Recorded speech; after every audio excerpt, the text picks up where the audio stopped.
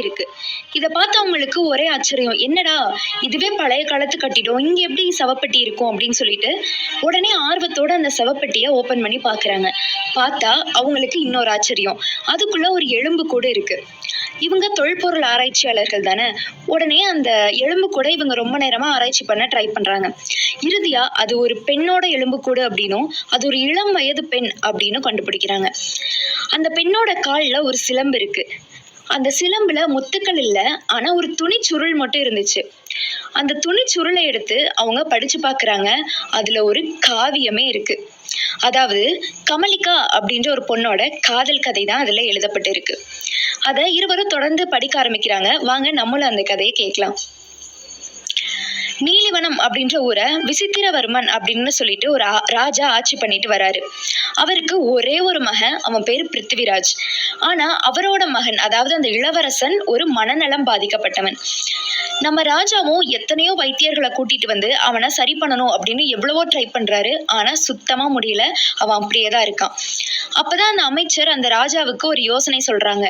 என்ன அப்படின்னா, இவனை கலை நிகழ்ச்சிகளுக்கு கூட்டிட்டு போய் பார்க்கலாம், ஏதாவது ஒரு சில மன மாறுதல்கள் ஏற்படலாம் அப்படின்னு சொல்லிட்டு ராஜா ஒரு ஐடியா கொடுக்குறாரு. உடனே அந்த அமைச்சர் சொன்னபடியே ராஜா என்ன பண்றாரு அப்படின்னா, அவனோட மகனான பிருத்திவிராஜ ஒரு கலை நிகழ்ச்சிக்கு கூட்டிட்டு போறாரு. அந்த கலை நிகழ்ச்சியில கமலிகா அப்படின்ற ஒரு பொண்ணோட நடனத்தை பார்த்து அவனோட மனதுல ஒரு சில மாறுதல்கள் ஏற்படுது அப்படின்றத ராஜா உணர்றாரு. அவருக்கு ரொம்பவே சந்தோஷம்.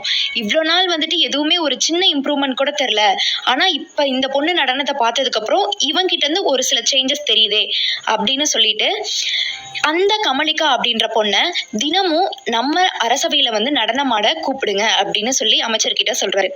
அந்த கமலிகா அந்த பொண்ணோட வீடு அரசவையில இருந்து ரொம்பவே தூரமா இருக்கு. அதனால அவளுக்கு வர்றதுக்கு ஒரு வண்டியும் ஏற்பாடு பண்ணி கொடுக்குறாங்க. இப்படி கமலிகா டெய்லியும் அரசவையில வந்து, அதாவது இளவரசரோட அறையில வந்து நடனமாடுறா. இளவரசர்கிட்ட ரொம்பவே இம்ப்ரூவ்மெண்ட் தெரியறத எல்லாருமே பாக்குறாங்க. ராஜாவுக்கு ஒரே சந்தோஷம். அப்படி போய்கிட்டே இருக்கும்போது ஒரு நாள் அந்த வண்டி ஓட்டுறான் இல்லையா, அதாவது கமலிகாவை கூட்டிட்டு வர அந்த வண்டியை ஓட்டிட்டு போறவன் ஒரு நாள் கமலிகாட்ட தவறா நடந்துக்கிறான். இதனால ரொம்ப மனமுடைஞ்சு போன கமலிகா என்ன பண்றா அப்படின்னா, நம்ம இளவரசரோட அறையில உட்காந்து அழுதுட்டு இருக்கா.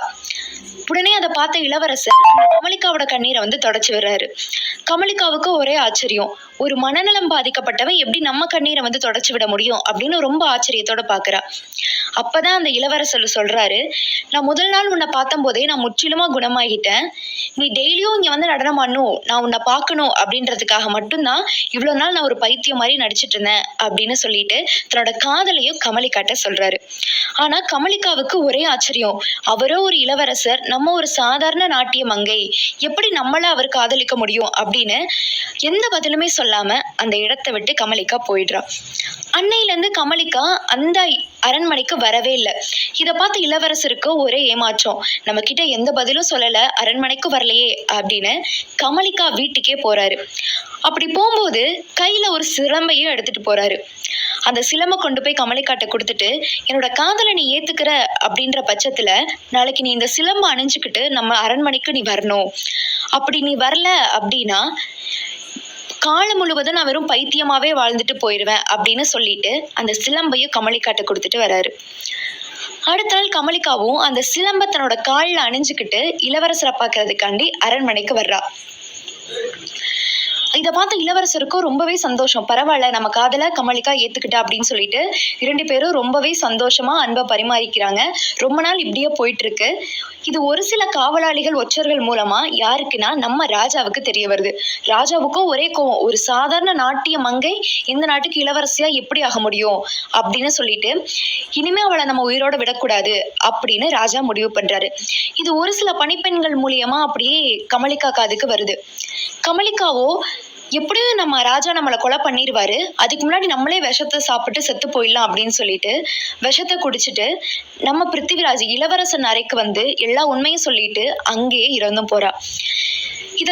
இதை தாங்க முடியாத இளவரசர் என்ன பண்றாரு அப்படின்னா, நம்மளோட காதல் கதை எப்பவுமே அழிஞ்சே போகக்கூடாது அப்படின்றதுக்காண்டி ஒரு துணியில அந்த காதல் கதையை எழுதி அந்த துணிச்சுருளை அந்த சிலம்புக்குள்ள வச்சு கமலிக்காவை ஒரு இடத்துல கொண்டு போய் புதைச்சிடுறாங்க.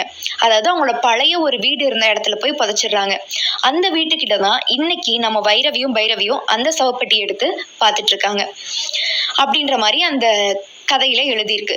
உடனே இது இவங்க 2 பேருக்குமே ரொம்ப பிடிச்சு போக இதை ஒரு புத்தகமா வெளியிடுறாங்க. இந்த புத்தகத்தை நிறைய பேர் வாங்கி படிச்சுட்டு அவங்க எல்லாருக்கும் ஒரே ஒரு கேள்வியைத்தான் இவங்க 2 பேர்கிட்ட கேட்குறாங்க. என்ன அப்படின்னா, அந்த எலும்புக்கூடு கமலிக்காவோடது அப்படின்னா அந்த இளவரசர் என்ன ஆனாரு அப்படின்னு நிறைய கேள்விகள் பைரவிக்கும் வருது.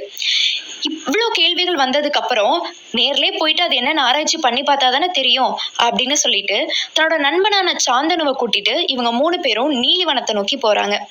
நீலிவனத்தை போய் பார்த்தவங்களுக்கு ஒரே ஆச்சரியம். நீலிவனம் அப்படின்றது ஒரு சபிக்கப்பட்ட வனம் அப்படின்னும் அது ஒரு பெண்ணால சபிக்கப்பட்டு எரிச்சு அழிக்கப்பட்ட ஒரு வனம் அப்படின்னு சொல்றாங்க. அந்த பொண்ணு பேரு கமலிக்கா அப்படின்னு சொல்றாங்க. இவங்களுக்கு ஒரே ஆச்சரியம். கமலிக்கா நீலிவனத்தை அழிச்சாளா? அவதான் இறந்து போயிட்டாளே, அவ பணத்தை தானே அன்னைக்கு நம்ம அங்க பார்த்தோம் அப்படின்ற மாதிரி ரொம்ப குழப்பங்களோட அந்த நீலிவனத்துல அரண்மனையை நோக்கி போறாங்க. அப்படி அரண்மனைக்குள்ள போனா அந்த அரண்மனையை முழுவதுமா எரிஞ்சு போன நிலையில இருக்கு. அங்க இவங்களுக்கு தேவையான ஒரு தடயம் கூட கிடைக்குமா அப்படின்ற ஒரு கேள்விக்குறியாதான் இருந்துச்சு. திரும்ப அந்த அரண்மனைக்குள்ள போய் தேடி பார்க்கும்போது அவங்களுக்கு ஒண்ணுமே கிடைக்கல. சரி இங்கிருந்து போயிடலான்னு திரும்பும்போது சாந்தனு கண்ணுக்கு மட்டும் ஒண்ணு படுது. அரண்மனையோட ஓரத்துல ஒரு பிளவு இருக்கு. எல்லா இடத்துலயும் படுற சூரிய ஒளி அந்த பிளவு இருக்க இடத்துல மட்டும் படவே இல்லை. சரி அப்படின்னு சொல்லிட்டு அந்த பிளவை பெயர்த்துட்டு பார்த்தா ஒரே ஆச்சரியம். அந்த பிளவுக்கு கீழே ஒரு பெரிய அறையே இருக்கு. அந்த அறைக்குள்ள 3 பேர் போறாங்க. அங்க போய் பார்த்தா அந்த அறை முழுவதும் ஒரு எதுவுமே எரிஞ்சு போகாத ஒரு நல்ல நிலையில இருக்கு. ஏன்னா அந்த அறை வந்துட்டு அரண்மனையோட அடித்தளத்துல இருக்கிறதுனால அதுக்கு எந்த பாதிப்பும் ஏற்படல. ஆனா அந்த அறை ஃபுல்லா நிறைய காகிதங்கள் கிழிஞ்சு போய் நிறைஞ்சு கிடந்துச்சு. திரும்ப அந்த உள்ள போயிட்டு அவங்க ஆராய்ச்சி பண்ணும்போது அவங்க கண்ணுக்கு ஒரு எலும்பு கூடுபடுது. அந்த எலும்பு கூடவை சாந்தனு எடுத்து ஆராய்ச்சி பண்றான். அதுவும் ஒரு பொண்ணோடது அப்படின்னும் அதுவும் இளம் வயது பெண்ணோடது அப்படின்னு கண்டுபிடிக்கிறாங்க. அந்த பெண்ணுக்கு அந்த எலும்பு கூடுக்கு பக்கத்திலேயே ஒரு காகித கட்டு ஒரு சில படங்களாலும் புரியாத எழுத்துக்களாலும் அப்படின்ற மாதிரி நிறைய கிடக்குது. அதை ஒண்ணு சேர்த்து இவங்க ரொம்ப பொறுமையா உட்காந்து படிச்சு பாக்குறாங்க. அதுலயும் ஒரு சின்ன கதை தான் இருக்கு. அதாவது அந்த கதை கமலிக்காவால் எழுதப்பட்டது அப்படின்றதுக்காண்டி கீழே கமலிக்கா அப்படின்னு ஒரு கையெழுத்து இருந்தது. அந்த கதை யாரை பத்தினதுன்னா சுபத்ரா அப்படின்ற இன்னொரு பொண்ணை பத்தினது. நம்ம விசித்திரவர்மனுக்கு பிருத்திவிராஜ் அப்படின்னு ஒரு மனநலம் பாதிக்கப்பட்ட இளவரசர் இருந்ததும் உண்மைதான். கமலிக்கா அப்படின்ற பொண்ணு நடனமாடி அவங்கள குணப்படுத்தினது எல்லாமே உண்மைதான். ஆனா பிருத்திவிராஜுக்கு ஒரு அத்தை மகள் இருந்தா, அவதான் சுபத்ரா. அந்த பொண்ணுக்கு தான் பிருத்திவிராஜா மனமுடிச்சு வைக்கணும் அப்படின்னு சொல்லிட்டு ராஜா முடிவு பண்ணி வச்சிருந்தாரு.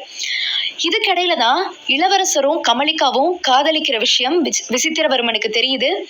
அதை முற்றிலுமா அவர் எதிர்க்கிறாரு. ஆனா நம்ம இளவரசரோட பிடிவாதத்தினால ஒரு வழியா ராஜாவும் ஒத்துக்கிறாரு. அதாவது இவங்க 2 பேரோட காதலுக்கு ராஜா ஒரு வழியா ஒத்துக்கிட்டாரு. இது உடனே சுபத்ராக்கு தெரியுது. சுபத்ரா என்னெல்லாம் யோசிச்சு வச்சிருந்தா அப்படின்னா, நம்ம எப்படியாவது இந்த நாட்டுக்கு ராணி ஆயிடுவோம் அப்படின்னு நிறைய அவளே யோசிச்சு அதுக்கே அவ வாழ தயாராயிட்டா. அதனால அவளால இதை ஏத்துக்கவே முடியல. ஒரு பைத்தியம் பிடிச்ச ஒரு மனநோயில இருந்த ஒரு பையன் நம்மளை வேணான்னு சொல்லிட்டானா அது நமக்கு ஒரு கேவலம் அப்படின்ற மாதிரி அவ கோவத்தோட உச்சத்துக்கே போறா. அவ என்ன பண்றா அப்படின்னா, ஒரு நாள் அரண்மனைக்குள்ள வேகமா வர்றா. அவளுக்கு அரண்மனைக்குள்ள எப்ப வேணா வரலாம் போலாம் அப்படின்ற அளவுக்கு அந்த ராஜா அவளுக்கு இடம் கொடுத்து வச்சிருந்தாங்க. ஒரு நாள் கமலிக்கா இந்த இளவரசரை சந்திக்க அந்த அடித்தளத்துல காத்துக்கிட்டு இருக்கும் போது வேகமா அந்த சுபத்ரா அறைக்குள்ள வர்றா. கோவத்துல ராஜா ராணி அது இளவரசர் எல்லாத்தையும் கத்தியால குத்திட்டு கீழ்த்தளத்துல இருந்த கமலிக்காவையும் கத்தியால குத்தி அந்த அறைக்குள்ளேயே மூச்சு விட முடியாத அளவுக்கு வச்சு சாத்திடுறா. அப்ப உயிரா இருந்த கமலிக்கா தான் அந்த கதையை எழுதுனது. இது எல்லாத்தையும் பண்ண அந்த சுபத்ரா அந்த ஊரை கூட விட்டு வைக்காம எரிச்சுட்டு போயிட்டா. ஏன்னா வெளியே ஒரு தீப்பிழம்பே ஏற்படுற சத்தம் எனக்கு உள்ள கேட்டுச்சு. அந்த சத்தமெல்லாம் அடங்கும் போது என் உயிரும் அடங்கிருச்சு அப்படின்ற மாதிரி அந்த கதையில அந்த கமலிக்கா எழுதி முடிச்சிருக்கா. இதை பார்த்து அவங்களுக்கு ஒரே ஆச்சரியம். அப்ப சாந்தனுவுக்கு அப்பதான் ஒண்ணு புரியுது. என்னன்னா அந்த பாழடைஞ்ச தோட்டத்துல இருந்து எடுக்கப்பட்ட அந்த எலும்புக்கூடு சுபத்ராவோடது அப்படின்னு. அது சுபத்ராவோடதா இருந்தா அவ கால்லயும் அப்படி ஒரு சிலம்புல அப்படி துணியில எழுதி வச்சிருக்கணும் அப்படின்னு சாந்தனு கிட்ட பைரவியும் கேக்குறாங்க. அதுக்கு சாந்தனு என்ன சொல்றான் அப்படின்னா, சுபத்ராக்கு ஒரே ஒரு ஆசை, இந்த நாட்டுக்கு ராணி ஆகணும், பிருத்திவிராஜா கல்யாணம் பண்ணிக்கணும் அப்படின்றது மட்டும்தான். ஆனா அவளுக்கு அதோட வாய்ப்பு ரொம்பவே குறைவா தான் இருந்துச்சு. ஆனா கமலிகாவுக்கு அதற்கான வாய்ப்பு ரொம்ப அதிகமா இருந்துச்சு. அதனால தன்னோட நிறைவேறாத ஆசைக்காண்டி எப்படி நிறைவேற்றிக்க முடியும்னு யோசிச்ச சுபத்ரா தன்னை ஒரு கமலிகாவாவே பாவிச்சுக்கிட்டு அந்த மாதிரி ஒரு கதையை எழுதி அந்த சிலம்பல வச்சுட்டு அவ ஒரு விஷம் குடிச்சு கூட இறந்து போயிருக்கலாம் அப்படின்னு சொல்லி முடிக்கிறான். இப்போ இவங்களுக்கு எல்லா புதிர்க்கான விடையும் கிடைச்சாச்சு. இதுக்கப்புறம் என்ன பண்றாங்க அப்படின்னா, இதையும் ஒரு புத்தகமா வெளியிடலாம் அப்படின்னு சொல்லிட்டு அந்த இடத்தை விட்டு கிளம்பிடுறாங்க. இவ்வளவுதான் இன்னைக்கு இந்த நீலிவனம் அப்படின்ற ஒரு மர்ம கதை உங்க எல்லாருக்கும் புரிஞ்சிருக்கும், ரொம்பவே பிடிச்சிருக்கும் அப்படின்னு நான் நினைக்கிறேன்.